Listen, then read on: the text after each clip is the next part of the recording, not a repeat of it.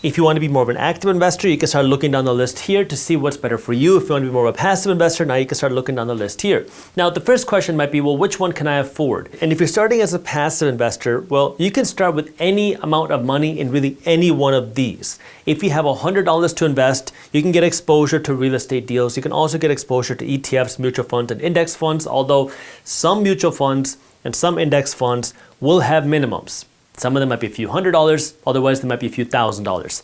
Likewise, with some syndicate and crowdfunded deals, they may have minimums, which could range from a few $100s to a few $1,000s to a few $100,000, depending on the deal.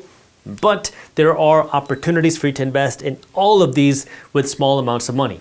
On the flip side, as an active investor, if you want to invest in real estate or you want to invest in a business, you're going to need more money. Tens of thousands, if not hundreds of thousands of dollars to start, but at least tens of thousands of dollars to go out and start investing in real estate and businesses. Yes, there are some opportunities to start with less capital, with less money, but at the very least, you want to have a few tens of thousands of dollars to get started here. With stocks or investing in startups or investing in commodities, you can start with as little as $100. So now you got to decide which one is right for you. Start with one before you start moving on to the next. Me personally, I have passive investments and active investments. I started off by investing in real estate.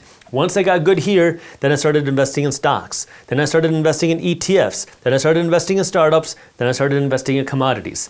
But I started with one because I wanted to be good at real estate first, and then I expanded to others. Now, let's talk about how do you actually execute your investments. I'm going to focus on the stock market investing because that'll apply to everything else. But if you want to be a passive stock market investor, the first thing you have to do is find a platform that will allow you to invest passively into stocks. There are a lot of them out there. You can check out my affiliate, M1 is somebody who I use. If you use my link down in the description, we will get compensated. But there's a lot of platforms out there that will allow you to be a passive investor. And what this means now is you want to follow a strategy that I call ABB. Always be buying. The traditional way to say this is DCA, dollar cost averaging. And what this means is instead of trying to perfectly time the market, you set up a system. Ideally every week, if not every 2 weeks, if not every month. But it's a reoccurring system where money is pulled out of your checkings account and is automatically invested into your portfolio of funds. Whether it's ETFs, index funds, mutual funds, it does not matter. You have this portfolio of funds and now you set it and forget it. Always be buying. So let's just say you set a system where $100 is going to be invested every week. That's about $400 a month. Now $100 is pulled out of your checkings account every week and it's going to be invested into whatever funds that you have, and now you set it and forget it. You don't change it or turn it off when markets are crashing. You don't sell when you're in a recession. You don't panic when there's a lot of confusion and things going on badly in the markets. In fact, the only time you'd really change this is when you are going through a market crash or recession. You might invest even more money because that gives you the opportunity to buy more stocks at a discounted price. But you set it and forget it, always be buying. The way you win here as a passive investor is by being a long-term investor, meaning investing for years, if not decades. The way you execute as an active investor is a little bit different. Now, instead of just having a set it and forget it system, you want to start by researching. You want to start by researching market shifts. You want to find an opportunity that you believe is going to be worth more money in the future, or that you believe is going to become more profitable in the future. Now, there's a lot of ways that you can do this research. I mean, you can just start reading press releases. You can start buying publications out there. Like my team at Briefs Media, we have a product called Briefs Pro where we publish this type of investment research. So this is something that we do. But if you want to be more of an active investor, you want to be looking for this type of research. That way you can stay ahead of where the money is moving, and then you want to find some stocks that you want to invest in. Once you identify a few stocks, that's where you then want to do the financial analysis to see which stock you believe has the biggest upside.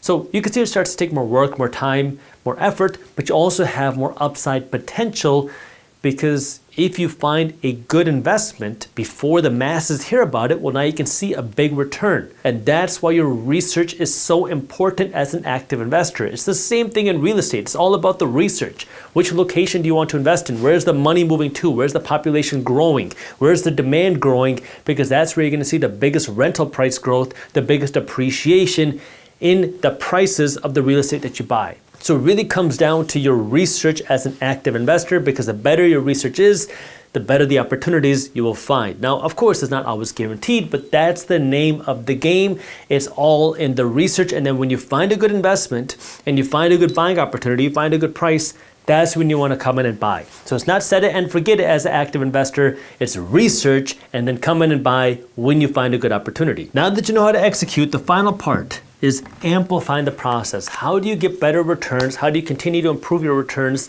And the way you amplify is going to keep this very simple, is by investing in your own education, investing in your own research, investing in your own knowledge, because that's what's going to help you get better. The mistake that so many people make is we assume that we know everything, but there's so much information out there. There's so much knowledge out there.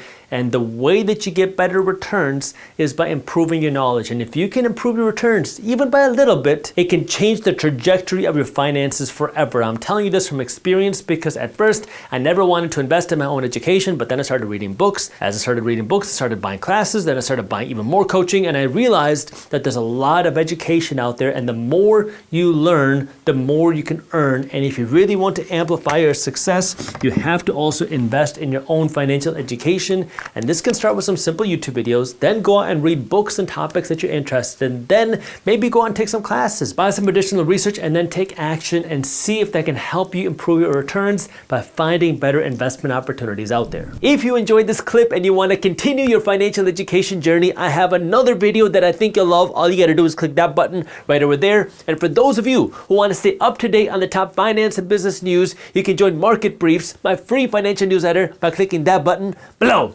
Thank you for watching, and I'll see you in the next one.